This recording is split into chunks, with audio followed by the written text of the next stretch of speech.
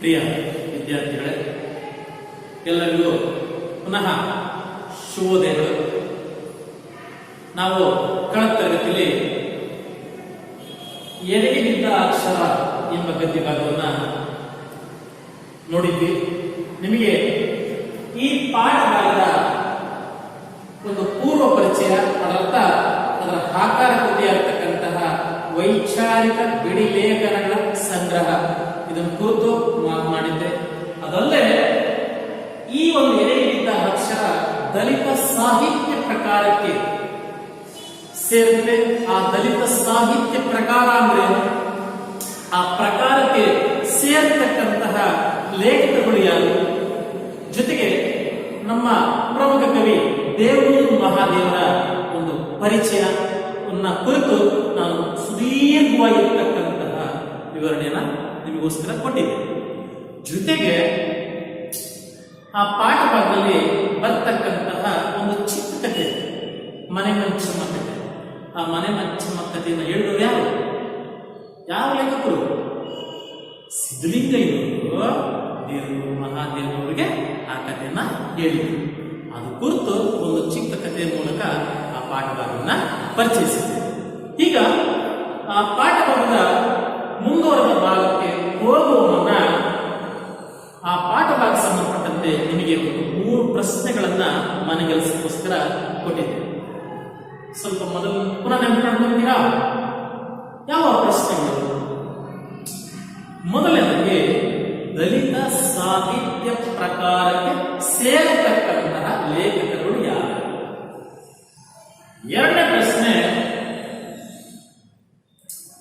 ಕವಿ ಸಿದ್ಧಲಿಂಗಯ್ಯನವರು ಹೇಳಿದ ಮನೆ ಮಂಚಮ್ಮ ಕಥೆಯನ್ನ ನಿಮ್ಮ ಮಾತುಗಳಲ್ಲಿ ಬರೆಯಿರಿ ಅಂತ ಎರಡನೇ ಪ್ರಶ್ನೆ ಕೊಟ್ಟಿದ್ದೆ. ಮೂರನೇ ಪ್ರಶ್ನೆ, ನಮ್ಮ ಲೇಖಕರಾದಂತಹ ದೇವೂರು ಮಹಾದೇವರ ಪರಿಚಯವನ್ನು ತಿಳಿಸಿ ಅಂತ ಸರಳವಾಗಿರ್ತಕ್ಕಂಥ 3 ಪ್ರಶ್ನೆಗಳನ್ನ ನಿಮಗೆ ಕೊಟ್ಟಿದ್ದೆ. ನೀವು ಅವುಗಳನ್ನ ಬರ್ತೀರಾ ಅಂತ ಪರಿಭಾವಿಸುತ್ತ ನಾವು ಈ ದಿನದ ಪಾಠಕ್ಕೆ ಹೋಗೋಣ. ಹೋಗುವ ಮುನ್ನ ನಿಮಗೋಸ್ಕರ 4 ಪದಗಳನ್ನ ಪರಿಚಯಿಸಿಕೊಡ್ತೀನಿ. ಮೊದಲನೇದಾಗಿ ತಿಳಿವಳಿಕೆ. ಏನ್ ಸರ್ ತಿಳಿವಳಿಕೆ? ತಿಳಿವಳಿಕೆ ಅಂದ್ರೆ ಗ್ರಹಿಕೆ, ಸ್ಮರಣೆ ಅನ್ನೋ ಅರ್ಥಗಳು ಬರ್ತದೆ. ಸರಳವಾಗಿ ನೋಡಬೇಕಂದ್ರೆ ಅರಿವು. ಅರಿವು ಅಂದ್ರೆ ತಿಳಿವಳಿಕೆ. ಎರಡನೇದಾಗಿ ಸಾಂತ್ವನ. ಸಾಂತ್ವನ ಅಂದ್ರೆ ಸಂತೈಸುವುದು, ಸಮಾಧಾನಪಡಿಸುವುದು.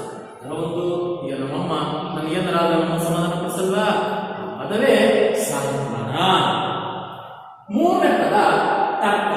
ತರ್ಕ ಅಂದ್ರೆ ವಾದ ಮಾಡೋದಲ್ಲ, ವಾದ ವಿವಾದ ಅದೊಂಥರ ಒಂದು ವಸ್ತುವಿನ ಗುಣ ಅವಗುಣಗಳನ್ನ ಪ್ರತ್ಯೇಕಿಸಿ ನೋಡ್ತಕ್ಕಂಥದ್ದೇ ತರ್ಕ.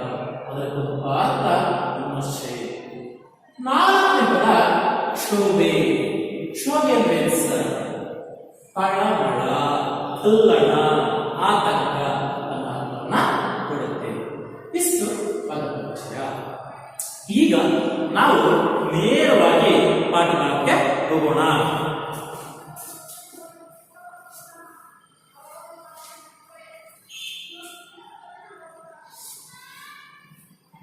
ಮಕ್ಕಳೇ, ನಿಮ್ಮ ಪುಸ್ತಕವನ್ನು ತೆರೀರಿ. ನಾವು ಕಳೆದ ಬಾರಿ ತಿಳಿಸಿದ್ವಲ್ಲ ಮನೆ ಮಂಚಮ್ಮ ಕತೆ, ಅಲ್ಲಿಂದ ಮುಂದುವರೆದ ಭಾಗ ಹೋಗೋಣ. ಮೊನ್ನೆ ಒಂದು ಪುಸ್ತಕ ಓದುತ್ತಾ ಇದ್ದೆ, ಶಿವಾನುಭವ ಶಬ್ದಕೋಶ ಪುಸ್ತಕದ ಹೆಸರು. ಹಳಕಟ್ಟಿಯವರು ಬರೆದ ಪುಸ್ತಕ. ಅರಿವು ಜ್ಞಾನದ ಬಗ್ಗೆ ಅವರು ಹೇಳಿರೋದು ನೋಡಿ ನನಗೆ ಸುಸ್ತಾಗೋಯ್ತು. ವಚನಕಾರರ ದೃಷ್ಟಿಯಲ್ಲಿ ಅರಿವು ಅಂದರೆ ತನ್ನಷ್ಟಕ್ಕೆ ತಾನಿರುವ ಕೇವಲ ತಿಳಿವಳಿಕೆ, ಜ್ಞಾನ ಮಾತ್ರ ಅಲ್ಲ, ಅದು ಕ್ರಿಯೆಯ ಅನುಭವದಿಂದ ಒಳಗೊಳ್ಳುವುದು. ಅದು ಕೇಳಿ ತಿಳಿದಿದ್ದಲ್ಲ, ಕ್ರಿಯೆಯಲ್ಲಿ ಮೂಡಿದ ತಿಳಿವಳಿಕೆ. ಅದು ತರ್ಕವಲ್ಲ, ನಡೆಯಿಂದ ನುಡಿ ಹುಟ್ಟಿದರೆ ಅದು ಅರಿವು. ಮಕ್ಕಳೇ, ಇದನ್ನ ಅರ್ಥ ಮಾಡ್ಕೊಂಡು ನೋಡಿ. ಎರಡು ಪದ ಸರಿ ಅರ್ಥ ಮಾಡಿ. ಹರಿವು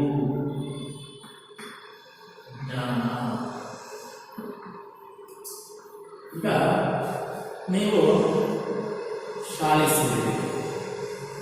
ಶಾಲೆ ಸೇರಿದವರು ಅರ್ಥ ಏನಪ್ಪ? ನಾನು ಓದಬೇಕು, ನಾನು ಜ್ಞಾನ ಸಂಪಾದಿಸಬೇಕು ಅಂತಾನೆ. ಅದೇ ಹರಿವು. ಈಗ ವಚನಕಾರರ ದೃಷ್ಟಿಯಲ್ಲಿ, ಅವರ ಕಣ್ಣಿನಲ್ಲಿ ಈ ಹರಿವು ಅಂದ್ರೆ ಸರ್, ಜ್ಞಾನ ಅಂದ್ರೆ ಸರ್, ಅದು ಕೇವಲ ತಿಳುವಳಿಕೆ ಅಲ್ಲ.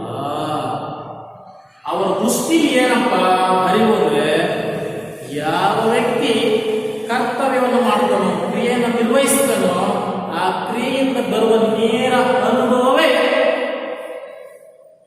ಜ್ಞಾನ, ಅರಿವು ಎಂಬುದು ವಚನಕಾರ ಅಭಿಮತ. ದೇವರು ಮಹಾದೇವರು ಹಾಗೂ ಹಳಕಟ್ಟಿಯವರು ಬರೆದಿರ್ತಕ್ಕಂತಹ ಶಿವಾನುಭವ ಶಬ್ದಕೋಶ ಅಂತ ಒಂದು ಪುಸ್ತಕನ ಓದ್ತಾ ಇದ್ದಾರೆ. ಎಂತ ಪುಸ್ತಕ? ಶಿವಾನುಭವ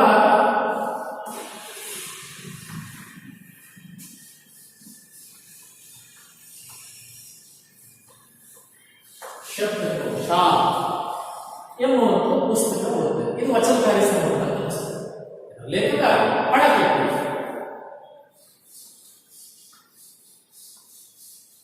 ಪೂರ್ಣ ಹೆಸರು ಹಾಗೂ ಹಳಕಟ್ಟಿ ಅಂತ ಕರೀತಾರೆ. ಈ ಶ್ರೀಕರು ಬರೆದಿರ್ತಕ್ಕಂಥ ಪುಸ್ತಕವನ್ನ ಲೇಖಕರು ಓದ್ತಾರೆ. ಓದುವಾಗ ಅಲ್ಲಿ ಬಂದಿರತಕ್ಕಂತಹ ಈ ಅರಿವು ಜ್ಞಾನ ಕುರಿತಾದ ವಚನಕಾರರ ಒಂದು ಅಭಿಮತವನ್ನ, ಅವರ ಅಭಿಪ್ರಾಯವನ್ನ ಕಂಡು ಲೇಖಕರು ಒಮ್ಮೆ ಸುಸ್ತಾಗೋದು ಅಂದ್ರೆ ಚಕಿತಗೊಂಡು, ವಿಸ್ಮಿತಗೊಂಡು, ವಿಸ್ಮಯಗೊಂಡು, ಯಾಕೆ ಸರ್ ಅವರು ನಾವೆಲ್ಲ ಪುಸ್ತಕ ನೋಡಿ ಜ್ಞಾನವನ್ನ ತಿಳ್ಕೊಂಡ್ರೆ ಅದು ಜ್ಞಾನ ಅಂತೀವಿ, ಪುಸ್ತಕದಲ್ಲಿ ತಿಳುವಳಿಕೆ ಬಂದಿದ್ದನ್ನ ಹರಿವು ಅಂತೀವಿ. ಆದ್ರೆ ವಚನಕಾರ ದೃಷ್ಟಿಯಲ್ಲಿ ಅದಲ್ಲ. ವಚನಕಾರ ಏನಪ್ಪ? ನಾನು ಏನು ಕರ್ತವ್ಯವನ್ನು ಮಾಡ್ತೀನೋ, ಏನು ಕ್ರಿಯೆಯನ್ನು ಮಾಡ್ತೀನೋ, ಆ ಕ್ರಿಯೆಯಿಂದ ಲಭಿಸಿದಂತಹ ನೇರವಾದ ಅನುಭವವೇ ಜ್ಞಾನ. ಆ ಅನುಭವದ ಬೆಳಕಿನಲ್ಲಿ ನನ್ನ ನಡೆ ನುಡಿ ಹುಟ್ಟುತ್ತದೆ. ಆ ನಡೆ ನುಡಿಯಲ್ಲಿ ನಾನು ಜೀವಿಸ್ತೀನಿ ಎಂಬುದು ವಚನಕಾರರ ಅನುಮತವಾಗಿತ್ತು. ಇದನ್ನ ಇನ್ನೂ ಸರಳವಾಗಿ ಅರ್ಥ ಮಾಡ್ಕೋಬೇಕು ಅಂದ್ರೆ, ನಿಮ್ಮ ಮನೆಯಲ್ಲಿ ಒಂದು ಚಿಕ್ಕ ಪಾಪು ಇದೆ ಅಂತ ಭಾವಿಸ್ತಾರೆ. ಚಿಕ್ಕ ಪಾಪು ಇದೆ. ಆ ಚಿಕ್ಕ ಪಾಪು ಅದು ಕುತೂಹಲ ಜಾಸ್ತಿ. ಏನೋ ವಸ್ತು ಸಿಕ್ಕಿರಿ ಹಿಡ್ಕೊಳ್ಳುತ್ತೆ, ಎಳಿತಿರುತ್ತೆ, ನೂಕಿರುತ್ತೆ, ಹೊಡೆದಾಗ್ತಿರುತ್ತೆ, ತಲೆ ಕೆಚ್ತಾ ಇರುತ್ತೆ, ಅದು ತಾನೆ. ಆದ್ರೆ ಆ ಮಗು ಮುಂದೆ ಒಂದು ದೀಪ ಇರುತ್ತೆ. ಆ ದೀಪ ಇಟ್ಟರೆ ಆ ಮಗು ಏನ್ ಮಾಡುತ್ತೆ?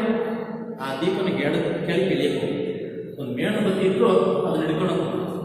ನೀವೇನ್ ಮಾಡ್ತೀರಿ? ನೀವು ಮಗು ಕೈ ಸುತ್ತುತ್ತಲ್ಲ ಅಂತ ಏನ್ ಮಾಡ್ತೀರಿ? ಆ ಮಗುನ ಎತ್ತಿ ದೂರ ಇಡ್ತೀರಿ, ಅಥವಾ ದೀಪವನ್ನು ಎತ್ತಿ ಮೇಲೆ ಮಗು ಕೈ ಸಿಕ್ಕಂಗೆ ಇಡ್ತೀರ, ಹೌದು ತಾನೆ? ಆದ್ರೆ ಒಂದಲ್ಲ ಒಂದು ದಿನ ನಿಮ್ ಕಣ್ ತಪ್ಪಿಸಿ ಆ ಮಗು ಏನ್ ಮಾಡುತ್ತೆ? ಆ ದೀಪವನ್ನು ಮುಟ್ಟೇ ಮುಟ್ಟುತ್ತೆ. ನೀವೆಷ್ಟೇ ಬೇಡ ಆ ಪ್ರಯತ್ನ ಮುಟ್ಟೇ ಬರುತ್ತೆ. ಆ ದೀಪವನ್ನು ಮುಟ್ಟಿದಾಗ ಆ ಬೆಳಕಿನ ಶಾಖಕ್ಕೆ ಕೈ ಸುಟ್ಕೊಂಡ್ರೆ ಪುನಃ ಎಂದೆಂದಿಗೋ ಆ ಮಗು ದೀಪವನ್ನ ಮುಟ್ಟಲ್ಲ. ನೀವೇ ದೀಪ ತಗೊಂಡು ಬಂದ್ಬಿಟ್ರು ಆ ಮಗು ದೀಪವನ್ನು ಮುಟ್ಟಲ್ಲ. ಯಾಕೆ ಮುಟ್ಟಲ್ಲ? ಒಮ್ಮೆ ಸಲ ಸುಟ್ಕೊಂಡ್ರೆ ಅದರ ಒಂದು ಅನುಭವಕ್ಕೆ ಅದೆಂದೂ ಕೂಡ ತಪ್ಪು ಮಾಡಲ್ಲ. ಇದು ಸುಮ್ಮನೆ ಒಂದು ಜಸ್ಟ್ ನಿಮಗೆ ಕೊಟ್ಟಂತ ಎಕ್ಸಾಮ್. ಇದನ್ನೇ ಇಲ್ಲಿ ಕನ್ವರ್ಟ್ ಮಾಡ್ತಾರೆ. ಏನ್ ಸರ್? ವಚನಕಾರರು ಆ ಬದುಕಿನಲ್ಲಿ, ಆ ಒಂದು ಬದುಕಿನ ಕ್ರಿಯೆಯಲ್ಲಿ, ಆ ಒಂದು ಕರ್ತವ್ಯದಲ್ಲಿ ನಡೆಯುವಾಗ ತಮಗಾದಂತಹ ಅನುಭವಗಳನ್ನ ಅವ್ರೇನ್ ಮಾಡ್ತಾ ಹೋದ್ರು? ಸಂಗ್ರಹಿಸ್ತಾರೆ. ಆ ಅನುಭವದ ಬೆಳಕಿನಲ್ಲಿ ನಡೀತಾ ಹೋದ್ರು. ಆ ಅನುಭವದ ಬೆಳಕೆ ಅವರಿಗೆ ನಡೆ ಆಯಿತು. ಆ ನಡೆಯಿಂದ ನುಡಿ ಹುಟ್ಟು. ಹಾಗಾಗಿ ಅವರ ನಡೆ ನುಡಿ ಶುದ್ಧವಾಗಿತ್ತು. ಅದರ ಬೆಳಕಿನಲ್ಲಿ ಅವರು ಸಾಕ್ತಾ ಹೋದ್ರು. ಆ ಅಂತವರ ಒಂದು ಅನುಭವಕ್ಕಾಗಿ ಲೇಖಕರ ಮನಸ್ಸು ಅಲ್ಲಿ ಇಲ್ಲಿ ಹುಡುಕಾಡ್ತಿದೆ, ಶೋಧಿಸ್ತಿದೆ ಅಂತ ಒಂದು ಮುಂದಿನ ಸಾಲಲ್ಲಿ ನಾವು ಶುರು ಮಾಡ್ತೀವಿ. ಏನ್ ಸರ್? ಈಗ ನನ್ನ ಮನಸ್ಸು ಅರಿವಿಗಾಗಿ ಕಂಡ ಕಡೆ ಇದುವರೆಗೆ ಭಾರತೀಯ ಪರಂಪರೆಯಲ್ಲಿ ಈ ಸುತ್ತುಕೊಂಡು ಬರುವ ಅರಿವು ಯಾರ್ಯಾರಿಗಿದೆ, ಎಲ್ಲೆಲ್ಲಿದೆ, ಹುಡುಕಾಡತೊಡಗಿದೆ. ನಾನು ಅದನ್ನ ಹೇಳಿದ ಮಕ್ಕಳೇ, ವಚನಕಾರರು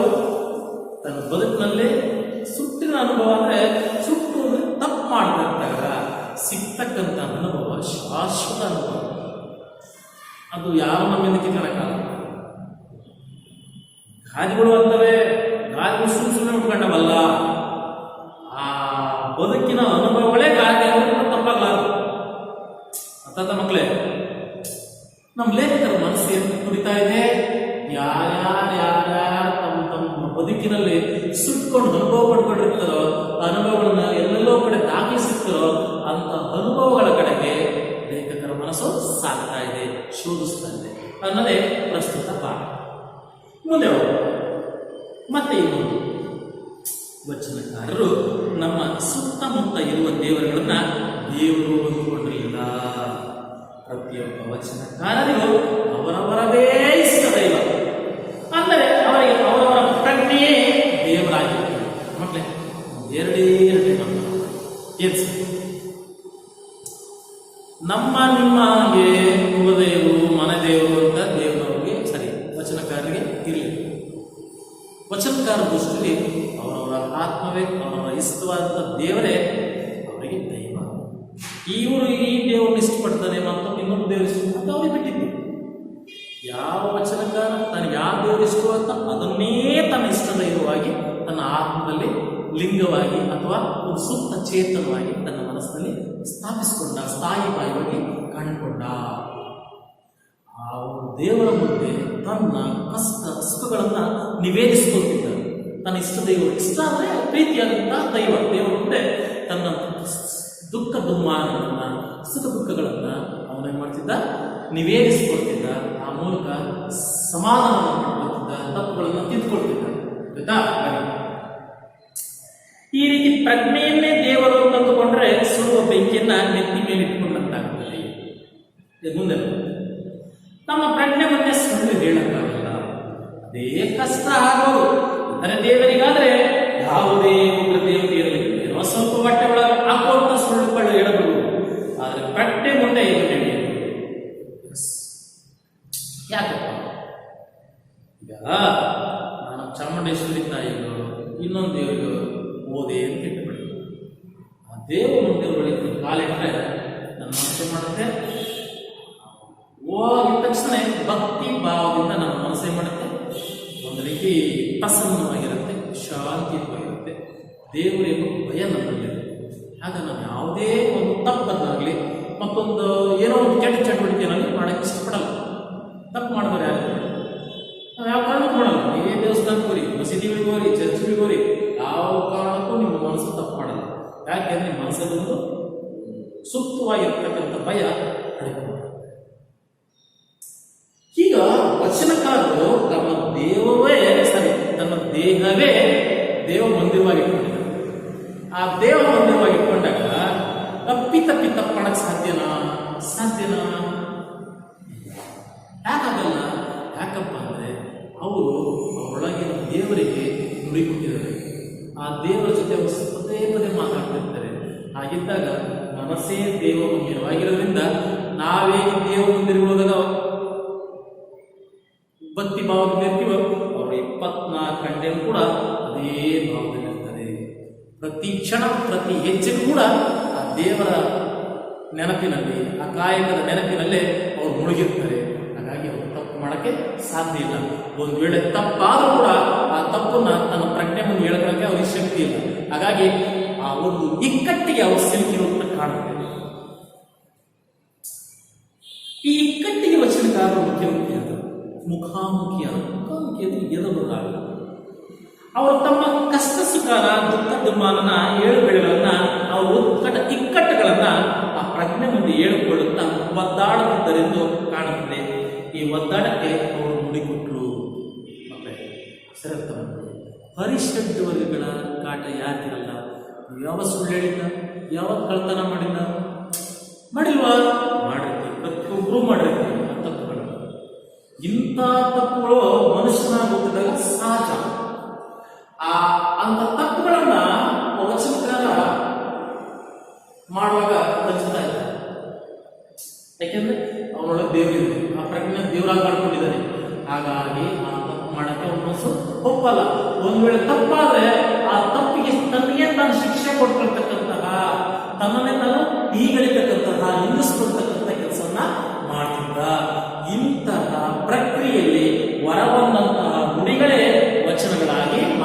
ಉಂಟು. ಅವರು ಹತ್ತು ನುಡಿದಿದ್ದು ಇಂದು ನುಡಿದಂತೆ ಕೇಳಿಸುತ್ತದೆ. ಅದು ತನಗೆ ತಾನೇ ಕಾವ್ಯವಾಗಿ ಬಿಟ್ಟಿದೆ. ಮಕ್ಕಳೇ, ಸರಿಯಾಗಿ ಅರ್ಥ ಮಾಡ್ಕೊಳ್ಳಿ. ಯಾವುದೇ ವಚನಕಾರ ನಾನು ಕುತ್ಕೊಂಡು ಸಾಹಿತ್ಯ ರಚನೆ ಮಾಡಬೇಕು, ಕಾವ್ಯ ಬರೀಬೇಕು ಅಂತ ಅದೇನ್ ಮಾಡ್ದ? ನನಗೆ ಅನಿಸಿದ್ದನ್ನ, ನನಗೆ ತೋಚಿದ್ದನ್ನ, ನನಗೆ ಸರಿ ಅನಿಸಿದ್ದನ್ನ, ನನ್ನ ಅನುಭವವನ್ನು ಏನ್ ಮಾಡ್ದ? ದಾಖಲಿಸ್ತಾ. ದಾಖಲಿಸಿದ ಮಾತುಗಳೇ ವಚನಗಳ. ಆ ವಚನಗಳೇ ಇವತ್ತಿಗೂ ಕೂಡ ನಮ್ಮ ನಿಮ್ಮ ನಡುವೆ ಉಳಿದುಕೊಂಡಂತ ಅಪೂರ್ವವಾಗಿರ್ತಕ್ಕಂಥ ಅಮೂಲ್ಯವಾಗಿರ್ತಕ್ಕಂಥ ಸಾಹಿತ್ಯಗಳಾಗಿವೆ. ಮುಂದೆ ಇನ್ನೊಂದು ಮಾತಾಡ್ತಾರೆ ಲೇಖಕರು, ಇಂಥ ಬೆಂಕಿಯಂತ ವಚನಕ್ಕೆ ಜಾನಪದದ ಸಾಂತ್ವನದ ಕಸಿಯ ಬೆಳಕಿನಲ್ಲಿ ನಾವು ಹುಟ್ಟಬೇಕು ಅಂತ ಹೇಳ್ತಾರೆ. ಮಕ್ಕಳೇ, ಏನ್ ಸಾರ್ ಅದು ಬೆಂಕಿ? ಏನ್ ಸಾರ್ ಇದು ಇರೋದು ಜಾನಪದದ ತಂಪು? ಇಷ್ಟೇ ಮಕ್ಕಳೇ. ಬೆಂಕಿ ಯಾವಾಗ ಅನ್ಸುತ್ತೆ, ಯಾವಾಗ ತಂಪು ಅನ್ಸುತ್ತೆ? ನಿಮ್ಮನ್ನ ಸಣ್ಣ ಹೋಲಿಕೆ ಮಾಡೋಣ. ನಿಮ್ಮ ಮನೇಲಿ ಅಪ್ಪ ಅಮ್ಮ ಇಬ್ಬರು ಇರ್ತಾರೆ ಅಂತ ಹೇಳ್ತಾರೆ. ಬಹುತೇಕ ಮಕ್ಕಳಿದ್ರೂ ಅಮ್ಮನಿಗೆ ಅಪ್ಪನಿಗೆ. ಯಾಕೆ? ಅಪ್ಪ ಯಾವತ್ತೂ ಕಠಿಣವಾಗಿರ್ತಾರೆ. ಅವನ ಕಾಟಿನ ಬಳಕೆಯಲ್ಲಿ ನೀವು ಇರ್ತೀರಿ. ಅವನ ಕಾಟಿನ ಒಂದು ಸ್ಟಿಕ್, ಅಪ್ಪ ತುಂಬ ಸ್ಟಿಕ್, ನಾವೆಲ್ಲ ಕಲಿಸಲ್ಲ. ಅಮ್ಮ ಮಗ ಅಂತ ಹೇಳ್ಬಾರ್ದು, ಈ ಬೊಮ್ಮೆ. ಹಾಗಾಗಿ ಅಪ್ಪನ ಕಾಠಿಣ್ಯ ವಚನ, ಅಮ್ಮನ ವಾತ್ಸಲ್ಯ ಜಾನಪದ. ಈ ಜಾನಪದ ಮತ್ತು ಈ ವಚನ ಇವುಗಳ ಸಂಯೋಗದ ಕಸಿಯ ಹುಟ್ಟನ್ನ ನಾವು ಪಡೆಯಬೇಕಾಗಿದೆ. ಆ ಹುಟ್ಟಿನ ಬೆಳಕಿನಲ್ಲಿ ನಾವು ನಡೆಯಬೇಕಾಗಿದೆ. ಇಷ್ಟು ಪ್ರಜ್ಞೆ ಮತ್ತು ಜ್ಞಾನ ಅಥವಾ ಅರಿವು ಮತ್ತು ಜ್ಞಾನಕ್ಕೆ ಸಂಬಂಧಪಟ್ಟಂತೆ ದೇವರ ಒಂದು ಮಾತು. ಮುಂದೆ ಕಾರುಣ್ಯಕ್ಕೆ ಸಂಬಂಧಪಟ್ಟಂತ ಒಂದು ಮಾತಿದೆ, ಮುಂದೆ ಹೋಗೋಣ. ಬುದ್ಧನ ಕಾರುಣ್ಯ ನನ್ನ ಮನದೊಳಗೆ ಕೂತ ಬಗೆಯನ್ನ ಉದಾಹರಣೆಯನ್ನು ಹೇಳಲು ಪ್ರಯತ್ನಿಸಿವೆ. ಇತ್ತೀಚೆಗೆ ಶಿವಮೊಗ್ಗದ ಡಾಕ್ಟರ್ ಅಶೋಕ್ ಪೈ ಮನೋವೈದ್ಯರು ಅವರು ಮೈಸೂರಿಗೆ ಬಂದಿದ್ದರು. ಅವರ ಮನಸ್ಸಿನ ಬಗ್ಗೆ ಹೇಳಿದರೆ ಒಂದು ಸಂಶೋಧನಾ ಸಾಹಿತ್ಯವನ್ನ ಹೇಳಿದರು. ಏನೆಂದರೆ, ಕೆಲವು ಜನ ಒಂದು ಕೊಠಡಿಯಲ್ಲಿ ಕುಳಿತು ಟೆಲಿವಿಷನ್ ನೋಡುತ್ತಿದ್ದಾರೆ ಎಂದಿಟ್ಟುಕೊಳ್ಳೋಣ. ಇನ್ನೊಂದಿಷ್ಟು ಜನ ಅರಿವಿಲ್ಲದೆ ಇನ್ನೊಂದು ಪಕ್ಕದ ಕೊಠಡಿಯಲ್ಲಿ ಏನೋ ಮಾತುಕತೆ ಆಡುತ್ತಾ ತಮ್ಮ ನಿಸ್ತಕ್ಕೆ ತಾವಿರುವರು ಎಂದಿಟ್ಟುಕೊಳ್ಳೋಣ. ಆಗ ಟೆಲಿವಿಷನ್ ನಲ್ಲಿ ಯಾವುದಾದರೂ ಕೊಲೆ ದೃಶ್ಯ ಬಂದಾಗ ಇಲ್ಲಿ ಇದನ್ನು ನೋಡುತ್ತಿದ್ದವರ ದುಃಖದ ಭಾವನೆಯೋ ಇದನ್ನು ನೋಡದೇ ಇರುವ ಪಕ್ಕದ ಕೊಠಡಿಯಲ್ಲಿ ಇರುವವರ ಮನಸ್ಸಿಗೂ ತಟ್ಟಿ ಅವರ ಮನಸ್ಸು ಸ್ವಲ್ಪ ಮಟ್ಟಿಗೆ ದುಗುಡಗೊಳ್ಳುತ್ತದೆ. ಅದೇ ಟೆಲಿವಿಷನ್ ನಲ್ಲಿ ಯಾವುದಾದರೂ ಮುಖ್ಯ ದೃಶ್ಯ ಬಂದಾಗ ಅದನ್ನು ನೋಡುತ್ತಿದ್ದವರ ಖುಷಿ ಭಾವನೆಯು ಪಕ್ಕದ ಕೊಠಡಿಯಲ್ಲಿ ಇದನ್ನು ನೋಡದೆ ತಮ್ಮ ಮಸ್ತಕ್ಕೆ ತಾವೇ ಇದ್ದವರ ಮನಸ್ಸಿನ ಮೇಲೂ ಪರಿಣಾಮ ಮಾಡಿ ಸ್ವಲ್ಪ ಮಟ್ಟಿಗೆ ಸಂತೋಷದ ಭಾವನೆ ಉಂಟಾಗುತ್ತದಂತೆ. ಮಕ್ಕಳೇ, ಇಲ್ಲೊಂದು ಸಣ್ಣ ಪ್ರಯೋಗ ಇದೆ. ಇದು ಪ್ರಯೋಗ ಮನೋವಿಜ್ಞಾನ ಸಂಬಂಧ. ಏನ್ ಸರ್ ಮಕ್ಕಳೇ, ಲೇಖಕರು ಒಮ್ಮೆ ಮೈಸೂರು, ಹಾಸನ ಮೈಸೂರಲ್ಲ, ಮೈಸೂರಲ್ಲಿದ್ದಾಗ ಶಿವಮೊಗ್ಗೆಯಿಂದ ಡಾಕ್ಟರ್ ಅಶೋಕ್ ಪೈ ತೀರ ಇತ್ತೀಚಿನ ದಿನಗಳಲ್ಲಿ ಅವರು ನಿಧನ ಹೊಂದಿರು. ತುಂಬ ಹೆಸರಾಂತ ಪ್ರಖ್ಯಾತ ಮನೋವೈದ್ಯರು.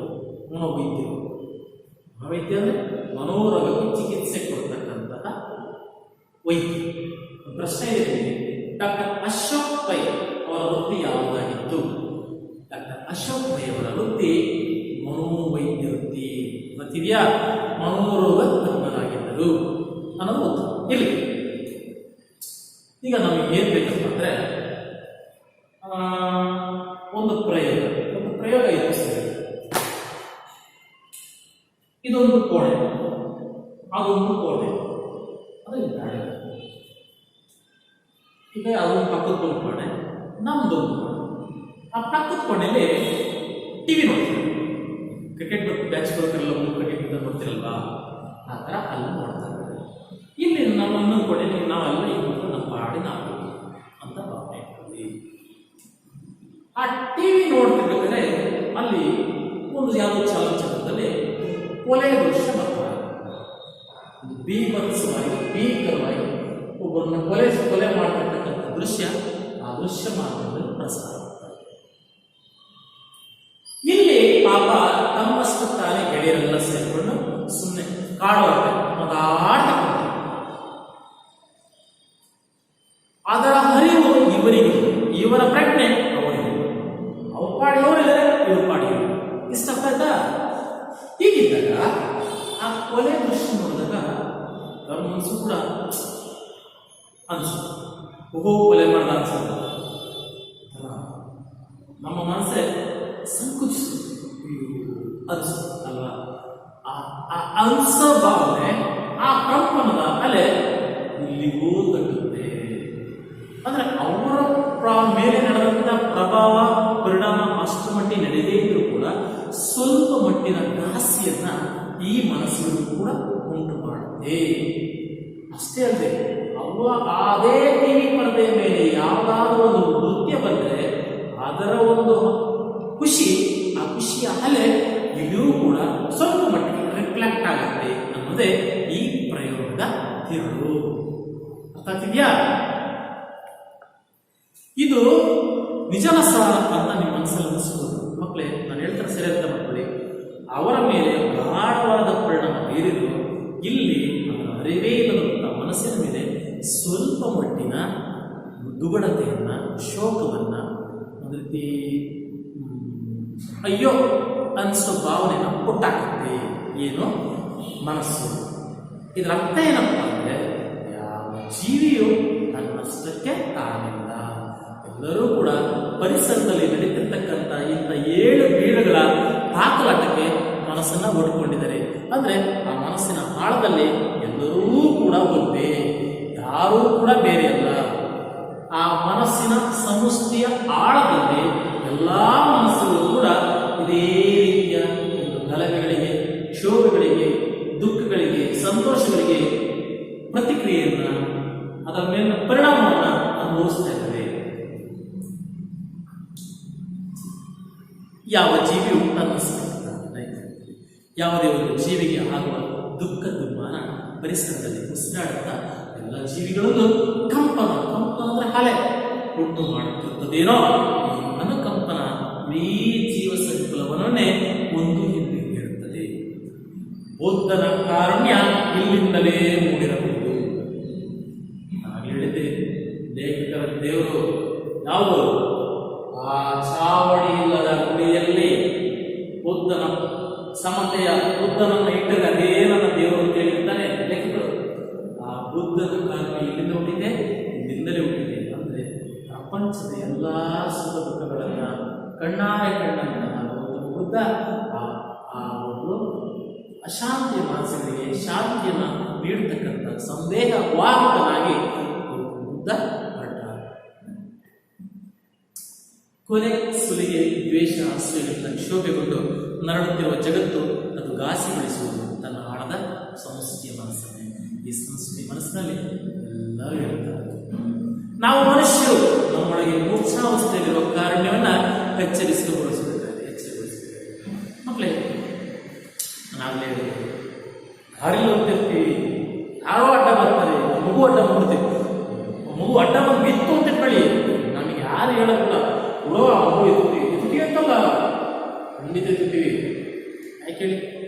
ಅದು ನಮ್ಮ ಮನಸ್ಸೊಳಗೆ ಇರ್ತಕ್ಕಂಥ ಕರುಣೆ. ಅದು ಯಾರು ಹೇಳಿ ಬರುವಂಥದ್ದಲ್ಲ, ನನ್ನಷ್ಟು ತಾನೇ ಬರುವಂಥದ್ದು. ಅದರ ಅರ್ಥ ಏನಪ್ಪ ಅಂದರೆ, ಎಲ್ಲರ ಮನಸ್ಸು ಮೂರ್ಛಾವಸ್ಥೆ ಇದ್ರೆ ನರಪ್ರಜ್ಞಾವಸ್ಥೆಯಲ್ಲಿ ಉಳಿತಿದ್ದೀವಿ. ಅಂದರೆ ಸೂಕ್ತವಾಗಿ ಗೌಪ್ಯವಾಗಿ ಎಲ್ಲರ ಮನಸ್ಸಿನ ಅಡಕವಾಗಿದೆ. ಈ ಎಳೆ ಹಿಡಿಯುವ ಜಾಗತೀಕರಣವನ್ನು ಈ ಕಾರ್ಗಳಲ್ಲಿ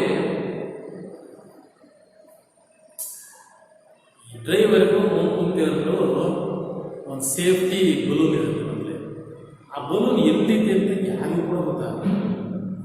ಡ್ಯಾಶ್ ಹೋದಾಗ ಬಲೂನ್ ಜಾರ್ಖಂಡೆ ಮಾಡುತ್ತೆ, ನಿಮಗೆ ರಕ್ಷಣೆ. ಹಾಗೆ ಈ ಕರುಣೆ ಅನ್ನೋದು ಎಲ್ಲ ಮನಸ್ಸಲ್ಲೂ ತಳದಲ್ಲಿ ಯಾವ್ಯಾವ ಸನ್ನಿವೇಶದಲ್ಲಿ ನಾವು ಹೊರಬರಬೇಕು ತನ್ನಷ್ಟು ತಾನೇ ಹೊರಬರುತ್ತೆ. ಅರ್ಥ ಆಯ್ತಾ? ಬರೀ ನಾವು ಮನುಷ್ಯರು ನಮ್ಮೊಳಗೆ ಮೂರ್ಛಾವಸ್ಥೆಯಲ್ಲಿರುವ ಕಾರಣವನ್ನ ಎಚ್ಚರಗೊಳಿಸಬೇಕಾಗಿದೆ. ಈ ಎಳೆ ಹಿಡಿದು ಜಾಗತೀಕರಣವನ್ನು ರೂಪಿಸಬೇಕಾಗಿದೆ. ಆಗ ಮಾತ್ರವೇ ಜಾಗತೀಕರಣ ಅನ್ನೋದನ್ನ ನೀವು ದೊಡ್ಡದು ಏನೂ ಅಲ್ಲ. ವಿಶ್ವವೇ ಒಂದು ಮಾರುಕಟ್ಟೆ ಎಂಬುದೇ ಇದರ ಪರಿಕಲ್ಪನೆ ಜಗತೀಕರಣದ್ದು. ಈಗ ನನಗೆ ವ್ಯಾಪಾರ ಮಾರುಕಟ್ಟೆ ಬೇಡ. ಏನಪ್ಪ, ಈ ಕರುಣೆ ಅನ್ನೋದು ಎಲ್ಲರಲ್ಲೂ ಇದೆಯಲ್ವಾ? ಈ ಕರುಣೆಯ ಬೆಳಕಿನಲ್ಲಿ, ಕರುಣೆಯ ನೋಟದಲ್ಲಿ ಎಲ್ಲರೂ ಒಂದೇ, ನಾವು ವಿಶ್ವದ ಸಮುದಾಯವೇ ಒಂದು ಎಂಬ ಭಾವನೆ ಹೊರತು ಆಗ ನಾವು ಅಶಾಂತಿಯನ್ನ ಕಾಣಕ್ಕೆ ಸಾಧ್ಯ ಇಲ್ಲ. ಸ್ವಾಸ್ಥ್ಯ ಸಮಾಜವನ್ನ, ಆರೋಗ್ಯಕರವಾದ ದೇಶವನ್ನ, ಅಭಿವೃದ್ಧಿ ದೇಶವನ್ನ, ಸಂಪತ್ಭರಿತ ದೇಶವನ್ನ ನಾವು ಕಾಣಬೇಕು. ಯಾಕೆ ಅಂದರೆ ಎಲ್ಲರೂ ಕೂಡ ಪ್ರೀತಿ, ಶಾಂತಿ, ಸದ್ಗುಣ, ಸದ್ಭಾವನೆಗಳ ವಾತಾವರಣದಲ್ಲಿದ್ದಾಗ ಅಲ್ಲಿ ರಾಗ ದ್ವೇಷಗಳಿರಲ್ಲ, ಯುದ್ಧಗಳು ಮೊದಲೇ ಇರಲ್ಲ, ಕೋಪ ತಾಪಗಳಿರಲ್ಲ. ಇಂಥ ಪರಿಸರದಲ್ಲಿ, ಇಂಥ ಭೌಗೋಳಿಕ ವಾತಾವರಣದಲ್ಲಿ ನೈಜವಾಗಿಯೂ ಕೂಡ ಒಂದು ಒಳ್ಳೆಯ ಅಭಿವೃದ್ಧಿಯನ್ನ ಕಾಣಬಹುದು, ಸ್ವಾಸ್ಥ್ಯ ಸಮಾಜವನ್ನು ಕಾಣಬಹುದು ಎನ್ನುವುದು ಲೇಖಕರ ಅಭಿಪ್ರಾಯ. ಒಟ್ಟಾರೆಯಾಗಿ ನಮ್ಮ ಬಿಡಿ ಲೇಖನಗಳಲ್ಲಿ ಏನು ನೋಡ್ತೀವಪ್ಪ ಅಂದ್ರೆ ಸಮತೆ. ಸಮತೆ ಅಂದ್ರೆ ಮನೆ ಮುಂಚಿನ ಕೇಳ್ತಲ್ಲ ತಾಯಿ, ಎಲ್ಲರೂ ಮನೆ ಆಗು, ನನಗೆ ಮನೆ ಬೇಡ, ಈ ಎಲ್ಲರೂ ಮನೆ ಆಗಬೇಕು, ಅದರಂತ.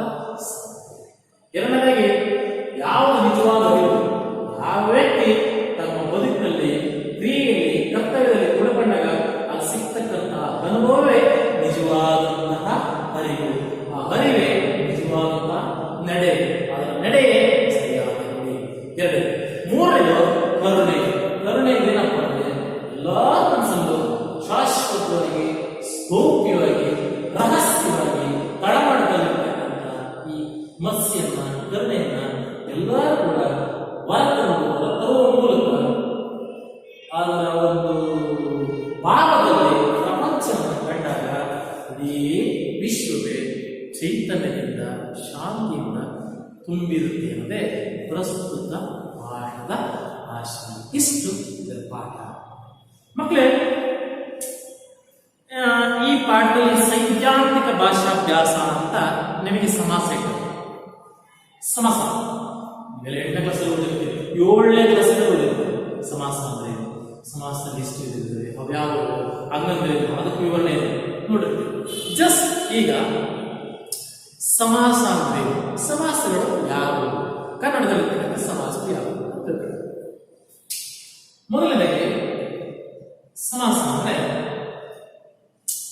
ಎರಡು ಪದಗಳು ಅರ್ಥಕ್ಕನುಸಾರವಾಗಿ ಸೇರುವಾಗ ಪೂರ್ವ ಪದದಲ್ಲಿರ್ತಕ್ಕಂತಹ ವಿಭಕ್ತಿ ಪ್ರತ್ಯಯ ಲೋಪಗೊಂಡು ಎರಡು ಪದಗಳು ಸೇರ್ಕೊಂಡು ಅರ್ಥ ಬರುವಂತಹ ಪದವಾದರೆ ಅದೇ ಸಮಾಸ. ಇನ್ನೊಂದ್ಸಲಿ ಕೇಳಿದ್ರೆ, ಮೊದಲನೇ ಪದವನ್ನು ಪೂರ್ವ ಪದ ಅಂತೀವಿ, ಎರಡನೇ ಪದವನ್ನು ಉತ್ತರ ಪದ ಅಂತೀವಿ. ನಿಮಗೆ ಬಹುತೇಕ ಗೊತ್ತಿರುತ್ತೆ. ಹಾಗೆ ಎರಡು ಪದಗಳು ಸೇರುವಾಗ ಇಲ್ಲಿರುವಂತಹ ವಿಭಕ್ತಿ ಪ್ರತ್ಯಯ ಲೋಪಗೊಂಡು ಎರಡು ಪದಗಳು ಅರ್ಥಕ್ಕನುಸಾರವಾಗಿ ಸೇರ್ಕೊಂಡ್ರೆ ಅದನ್ನ ಸಮಾಸ ಅಂತೀವಿ. ಇಂತಹ ಸಮಾಸದಲ್ಲಿ ಸುಮಾರು 8 ವಿಧಗಳಿವೆ.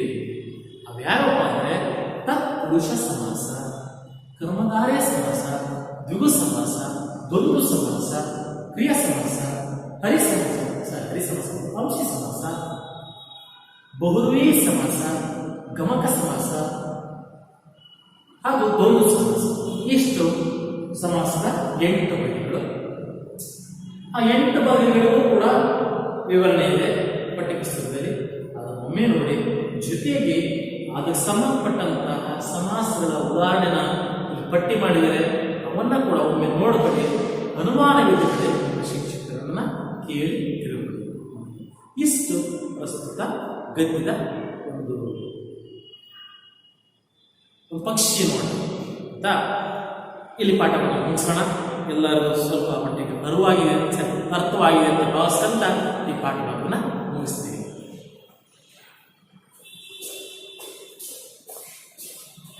ನಿಲ್ಲೆ